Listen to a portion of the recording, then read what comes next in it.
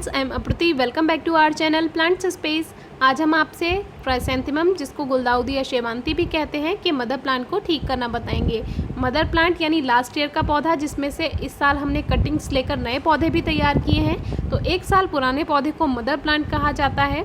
आप सभी जानते हैं मदर प्लांट के कंपैरिजन में कटिंग से तैयार किए हुए पौधों में हमें ज़्यादा अच्छी फ्लावरिंग मिलती है, लेकिन अगर हम मदर प्लांट को ही ठीक कर लें तो उसमें भी हमें बहुत अच्छी फ्लावरिंग मिल सकती है।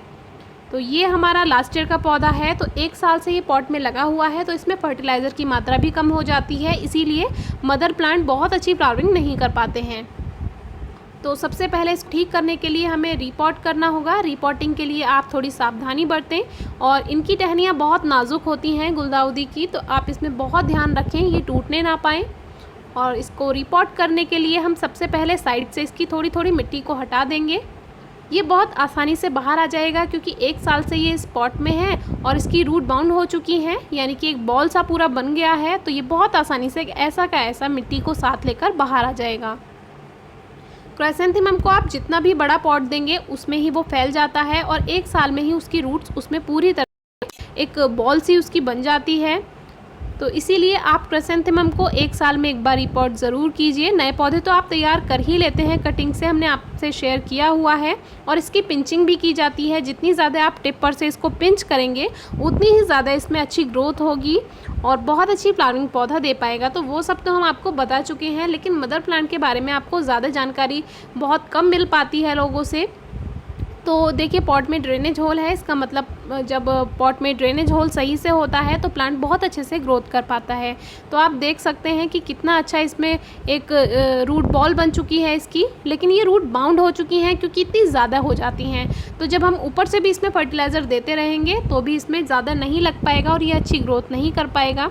तो इसमें एक छोटा सा पत्थर था जो ड्रेनेज होल पर लगाया जाता है, और ये कुछ जो वेस्ट रूट्स थी लास्ट ईयर वो हमने नीचे की तरफ डाल दी थी पॉट में। तो ये ऑप्शनल है, अगर आप डालना चाहते हैं तो डाल सकते हैं, और नहीं डालना चाहते हैं तो कोई बात नहीं। लेकिन अगर आप ड्रेनेज सिस्टम अच्छा नहीं रखेंगे तो यही रूट्स जो हम नीचे की तरफ वेस्ट थोड़ा सा कूड़ा डाल देते हैं वो फंगस पैदा कर सकता है, इसलिए ड्रेनेज सिस्टम आपको अच्छा बनाना होगा पॉट का।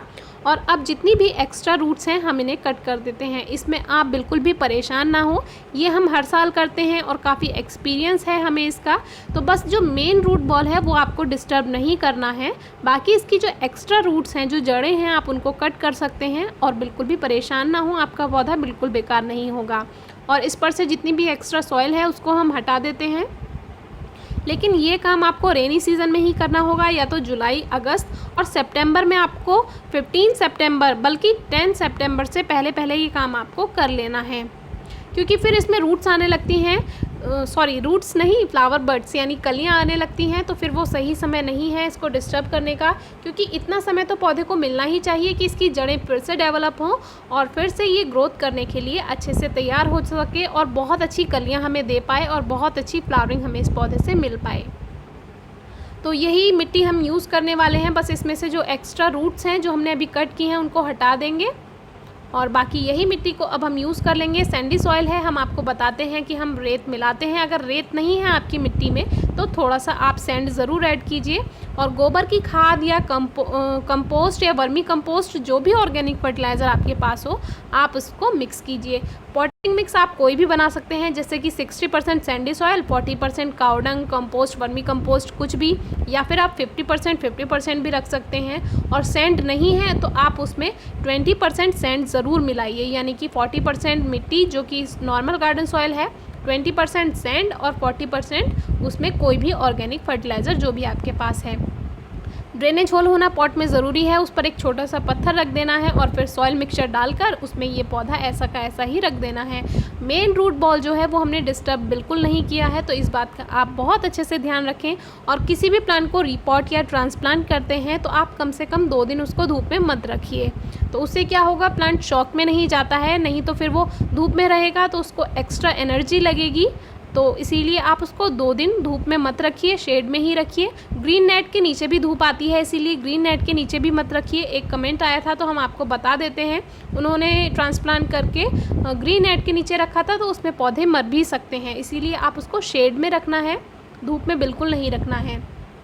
तो सॉइल को अच्छे से प्रेस कर देंगे, जिससे जितनी भी एयर है एक्स्ट्रा उसमें से बाहर निकल जाएगी। वैसे जब हम इसमें वाटरिंग करेंगे तो जो एक्स्ट्रा एयर है वो वैसे भी बाहर निकल जाएगी। तो आपको बता दें कि मदर प्लांट को ठीक करना बहुत कम लोग बताते हैं क्राइसैंथेमम के बारे में, क्योंकि हम में से कई लोग ऐसे हैं जो मदर प्लांट को बेकार समझ लेते हैं और वो उसको एक साइड में रख देते हैं। जितनी भी फ्लावरिंग देगा वो ठीक है, नहीं देगा तो भी ठीक है, लेकिन ऐसा नहीं है। मदर प्लांट भी आपको बहुत अच्छी फ्लावरिंग देगा, जो कि आप जो हमने स्टार्टिंग में आपसे पिक्चर शेयर की है और लास्ट में भी आपको फ़ोटो देखने के लिए मिल जाएगा।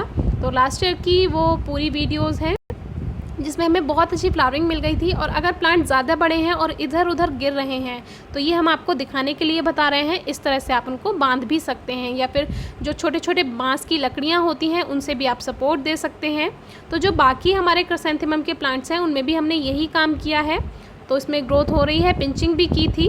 तो जितनी ज़्यादा पिंचिंग होती है उतनी है अच्छी इसमें फ्लावरिंग मिलेगी, हमें ज़्यादा फ्लावरिंग मिलेगी। तो सभी प्लांट हमने ठीक कर लिए हैं जो मदर प्लांट हैं।